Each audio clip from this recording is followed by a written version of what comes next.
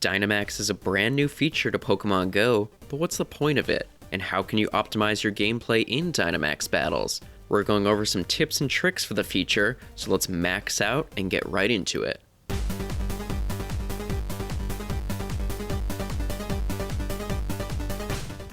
Welcome back everyone. With Dynamax battles now appearing in Go, you may be wondering, are there any tips and tricks with this feature, or maybe some secrets? Or perhaps just things you didn't know? Well, let's break it down. Up first is a pretty simple one, but it's something that the game doesn't tell you, so perhaps you didn't know. What is your max attack based on, and can you change it?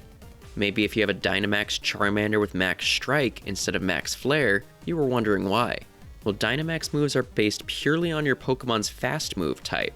So for Charmander, Scratch is max strike and Ember is max flare, so just use a fast TM to change it.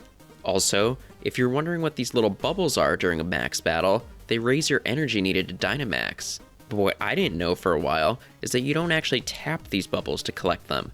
Instead, you swipe your Pokemon into the bubbles like you're dodging. Another tip comes with actually Dynamaxing your Pokemon in battle.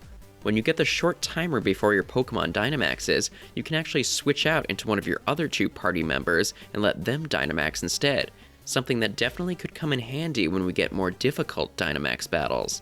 One strategy that people are using to solo Beldum max battles comes with using bulkier Pokemon in the front to absorb hits before switching into a stronger Pokemon.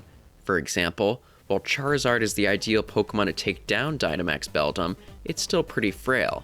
So you can start your party with something bulkier like Blastoise, who will still deal damage and charge up your Dynamax energy meter, but it'll take hits much better. Then, you can switch to Charizard when it comes time to Dynamax. Now here's some information we've learned from research groups on Dynamax battles.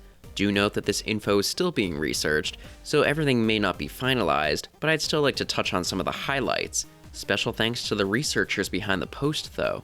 When it comes to Dynamax moves, be it max flare, max strike, max overgrowth, or whatever, they all have consistent power values that depend on their max level. At max level 1, these moves will have a power of 250. At level 2, they'll rise to 300 power, and at level 3, they'll peak at 350 power. Pretty insane, but it makes sense when you're battling Pokemon with high HP. And speaking of which, how much HP do Dynamax bosses have? Well, your tier 1 bosses like the starters, Wooloo, and Squovit all have 1700 HP, which isn't much, and it explains why these bosses are so easy. The tier 3 max battles like the recently released Beldum have a higher HP at 10,000, which is less than a legendary raid, but it's still higher than the likes of a mega raid. That said, with there being no time limit and having busted max moves at your disposal, these level 3 max battles aren't impossible to solo, though they do take some strategy. But what about after you win a max battle? You get the option to leave your Pokemon in the max spot, but what do you get for that?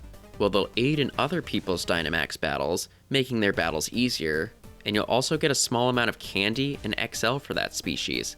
Nothing too big, but I think it could be useful when we get some more rare species.